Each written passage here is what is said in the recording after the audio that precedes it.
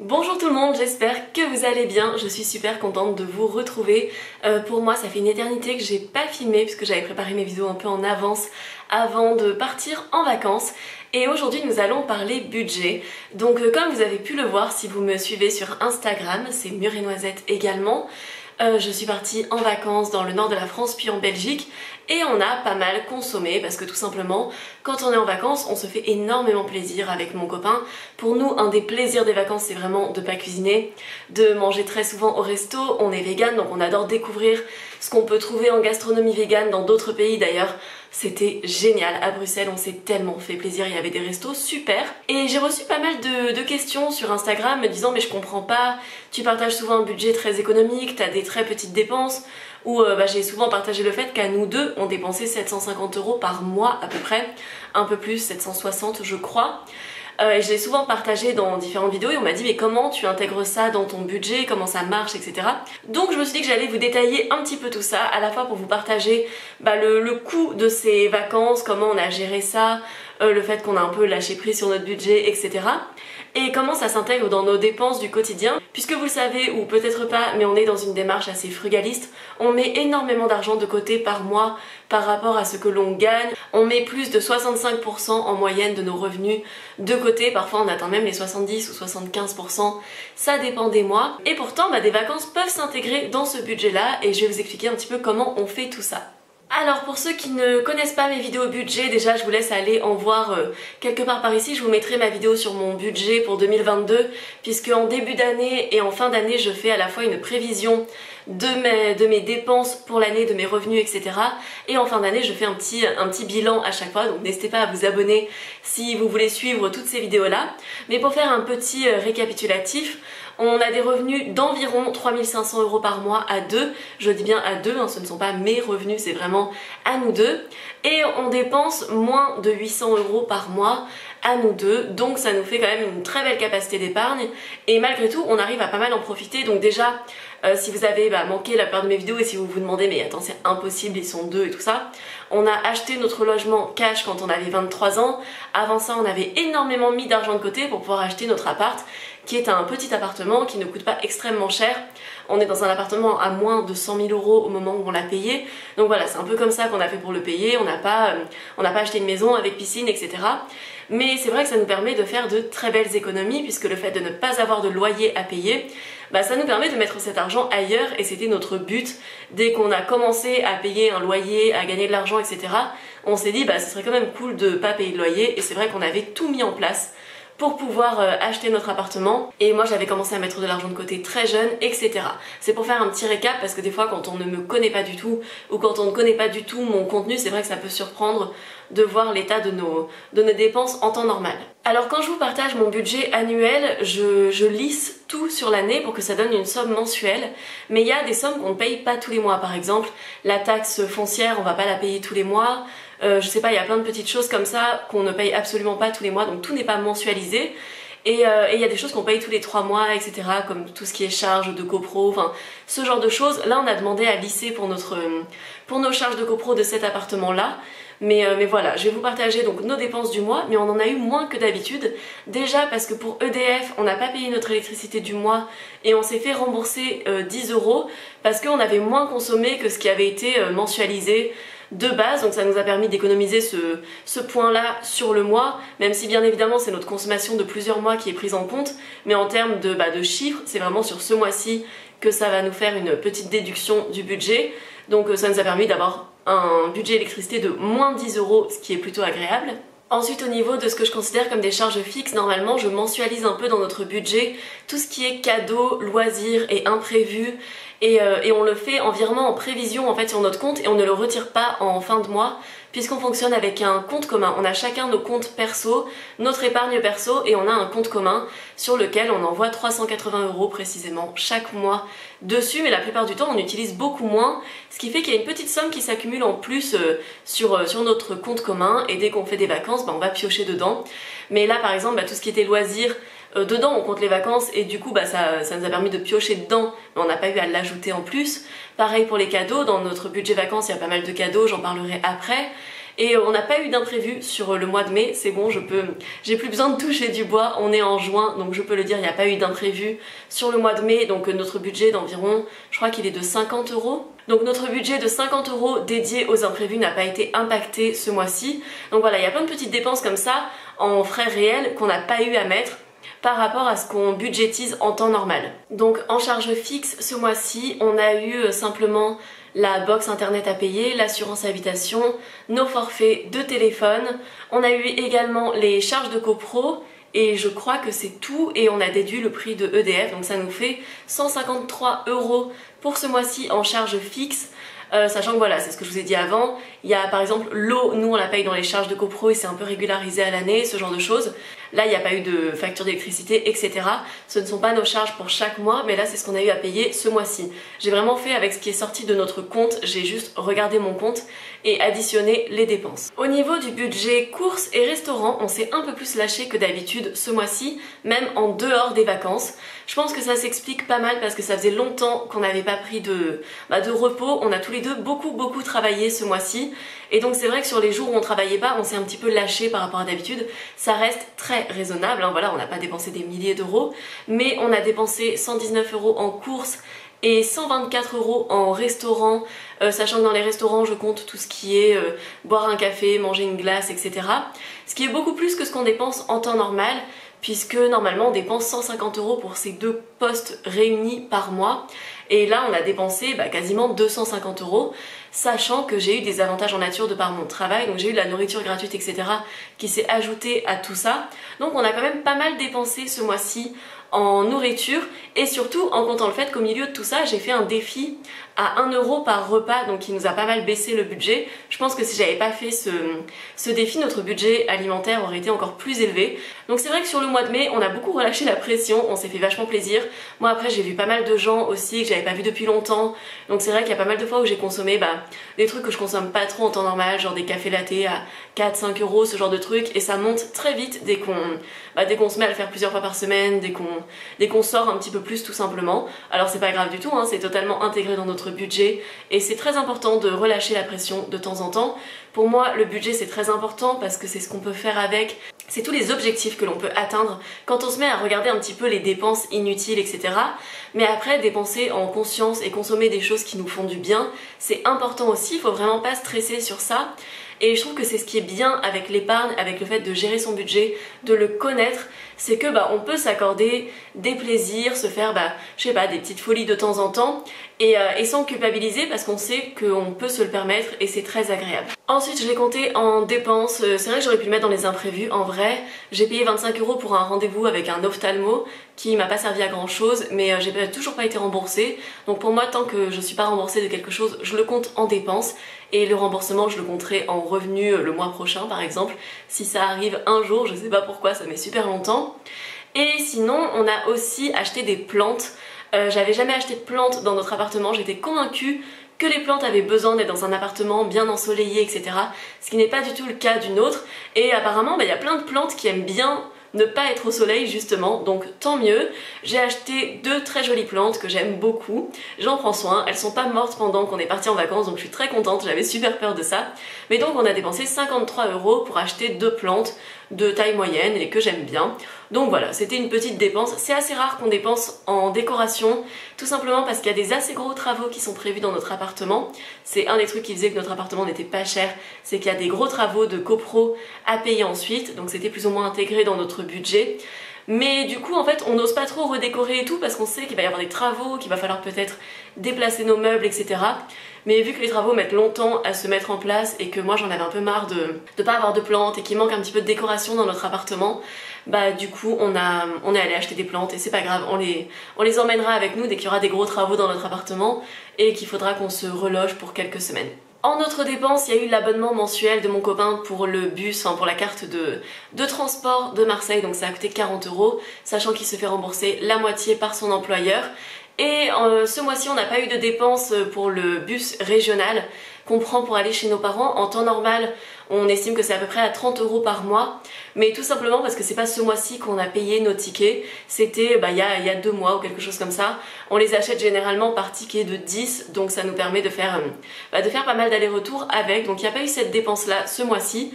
Ça veut pas dire qu'elle y est pas sur la moyenne, mais en tout cas, ce mois-ci c'est pas tombé. Alors passons au budget des vacances. Pour vous expliquer un petit peu comment on s'organise pour nos vacances, etc. Déjà, on essaye au maximum de ne pas prendre l'avion. Depuis que je suis adulte, j'ai pris l'avion que pour un aller et c'était pas moi qui avais choisi. Et c'est vrai que globalement, on ne veut pas prendre l'avion dès qu'on peut faire autrement. Ça veut pas dire qu'on ne prendra plus jamais l'avion de notre vie. Nous, on aimerait bien un jour aller visiter par exemple le pays dans lequel mon copain est né, c'est-à-dire le Venezuela, puisque sa mère est vénézuélienne, etc. Et c'est vrai qu'on aimerait bien aller visiter l'Amérique du Sud, mais je pense que si on le fait un jour, vraiment on prendra peut-être l'avion pour y aller, enfin c'est assez probable, sinon l'autre option c'est le bateau, mais ça reste assez compliqué, à moins que ce soit plus facile d'ici là. Et dans ce cas-là, je pense qu'on prendrait vraiment des grandes vacances où on visite pendant 2-3 mois, etc. Mais en attendant, pour des vacances de 1 semaine, on ne veut vraiment pas prendre l'avion. Tout simplement parce qu'on veut garder une empreinte carbone assez basse et que l'avion pollue énormément. Donc tant qu'on peut l'éviter, on prend le train, on prend le bus, on fait des covoiturages. Ça veut pas dire que je critique ou que je juge quiconque prend l'avion, etc. Personne n'est parfait. Mais en tout cas, c'est vrai qu'un des moyens très efficaces de réduire son empreinte sur l'environnement, c'est de ne pas prendre l'avion ou de l'éviter au maximum. Et l'autre chose, c'est aussi de réduire fortement sa consommation de viande, ce qui explique en grande partie pourquoi on est vegan. Mais là, je suis en train un peu de m'éloigner du sujet. Mais donc en tout cas on aime bien faire nos vacances soit en visitant des villes en France, puisque la France est quand même un pays super beau, il y a énormément de choses à voir et des fois on n'a pas besoin de partir super loin pour vraiment passer un bon moment, et sinon visiter un peu les pays limitrophes à la France. Donc on est allé en Espagne, on aimerait bien aller en Allemagne, on aimerait bien aller en Italie, et à Noël il y a ma cousine qui m'a offert un bon pour un resto gastronomique à Bruxelles. Donc en fait, nous à Noël on est une très grande famille et on offre juste un seul cadeau à une personne de nos cousins, parce qu'on est 20 cousins, donc si on devait faire un cadeau à chacun de nos cousins, en plus aux oncles et tantes et tout, ce serait super compliqué. Donc on offre un seul beau cadeau, et le cadeau que ma cousine m'a offert, c'était génial. C'était un repas dans un restaurant gastronomique qui s'appelle Hummus et Hortense à Bruxelles, qui a gagné un titre de meilleur restaurant vegan du monde ou un truc comme ça. Et franchement c'était justifié parce que c'était incroyablement bon. Et elle a également invité mon copain, et nous pour compenser on a un peu payé les boissons, etc. Mais voilà, c'était un super moment, et moi j'adore les cadeaux comme ça qui sont à la fois personnalisés et qui en même temps sont une expérience à vivre, parce que moi j'aime pas trop recevoir des objets, je sais pas quoi en faire, j'ai un petit appartement, j'aime pas trop recevoir des trucs matériels, sauf maintenant on peut m'offrir des plantes si on veut, les plantes c'est ok. Mais j'étais trop contente de ce cadeau, et ça nous permettait d'aller voir ma cousine, elle nous a hébergés pendant qu'on était là-bas, donc ça nous a évité pas mal de dépenses. Mais pour récapituler un petit peu, on voulait donc aller à Bruxelles en train. De base, on voulait prendre un train direct Marseille-Bruxelles, mais c'était hyper cher. Donc ce qu'on a fait, c'est qu'on a pris le train pour aller à Lille, en Ouigo. On s'y est pris quelques semaines en avance, donc on n'a vraiment pas payé cher. C'était 22 € l'aller à chaque fois, donc ça nous a fait 44 € chacun pour l'aller-retour. Et après on a pris des petits bus de la compagnie Blablacar qui fait aussi des bus. On a pris des bus pour faire Lille-Bruxelles. À l'aller ça nous a coûté vraiment peu cher, je crois qu'on a payé 7 € chacun. Au retour on s'est un peu mal organisé, on les a pris au dernier moment. On pensait que les tarifs étaient fixes en fait, et pas du tout.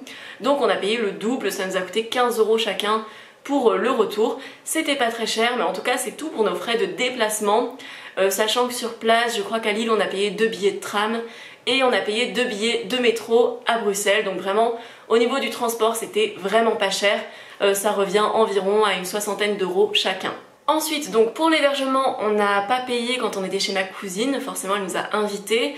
On a pris un Airbnb à Lille par contre pour le premier jour, tout simplement parce qu'après avoir fait les 5 heures de voyage depuis Marseille, on n'avait pas trop envie de directement prendre le bus pour aller à Bruxelles, et on voulait profiter d'être à Lille pour visiter un peu. Bon, c'est une ville que je connais pas mal parce que j'ai beaucoup de famille là-bas, mais c'est vrai que j'y étais jamais vraiment allée seule ou avec mon copain, enfin souvent j'y étais allée avec mes parents quand j'étais plus petite, donc j'avais un peu envie de visiter Lille et aussi de découvrir les options véganes qu'il y a là-bas, et on s'est régalé d'ailleurs. Donc on avait pris un Airbnb pas trop loin de la gare pour la nuit qui nous a coûté 58 €. Ensuite pour l'hébergement chez ma cousine, donc c'était gratuit, mais vu que bah quand même moi je trouve que quand on a des gens chez nous pendant une semaine, ça peut être un peu lourd, surtout quand on a un appart, qu'on est assez jeune, qu'on n'a pas plein de chambres, etc. Donc pour compenser, on lui a fait pas mal de cadeaux, on a payé pas mal de choses pour un petit peu alléger le fait qu'on soit présent, parce que recevoir 2 personnes, bah voilà, surtout qu'elle elle travaillait un petit peu et tout, donc je voulais pas qu'on soit un poids, donc je voulais un peu compenser en offrant pas mal de petits cadeaux, en payant des sorties, etc. Donc on a payé pour un peu les courses de la semaine, ce genre de choses. On est allé à Match, à Carrefour, on est allé dans une épicerie végane acheter des petits trucs un peu spécifiques mais un petit peu chers du coup pour lui faire goûter. D'ailleurs elle a beaucoup aimé le chocolat Vego qui est trop bon. Donc là où on s'est vraiment lâché pendant la semaine, c'était sur les restaurants, les bars, les cafés, les gaufres aussi. On n'arrêtait pas d'aller dans un truc de gaufres vegan à Bruxelles, tout simplement parce que nous on n'a pas du tout de gaufres vegan à Marseille et ça faisait trop plaisir d'en remanger. Ça s'appelait Vegan Waf je crois et c'était trop bon. Sinon on a pas mal invité ma cousine dès qu'on allait quelque part, on a bu pas mal de verres, pas mal de café. Après vraiment notre budget café latte a été tellement important pendant ce mois-ci.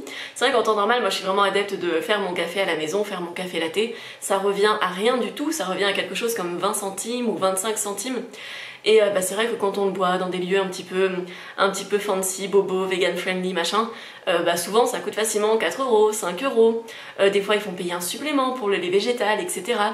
Et aussi il y a le fait qu'à Bruxelles on doit payer l'eau, c'est vraiment le truc dont je me remets jamais quand je vais dans des pays où l'eau n'est pas gratuite, parce que je sais pas, ça crée un espèce de mécanisme de défense en moi où je ne veux pas payer pour de l'eau, donc je paye pour une boisson qui coûte plus cher, ce qui est une réaction totalement débile. Mais c'est ce que je fais à chaque fois, je sais pas, j'arrive pas à payer pour de l'eau, je comprends pas le principe, mais c'est vraiment le seul truc que j'ai à reprocher à Bruxelles, parce que c'était tellement bien sinon. On a adoré la ville et les gens étaient trop gentils. Ensuite on est allé voir un petit concert dans un parc et niveau nourriture vegan c'était assez compliqué. Donc on a fini par manger des frites et en plus on a dû trouver un peu les stands où ils utilisaient pas de graisse animale pour faire cuire les frites parce que c'est hyper courant en Belgique. Mais donc on a trouvé un endroit où il y avait des frites de patates douces, des frites normales qui étaient super bonnes mais super chères.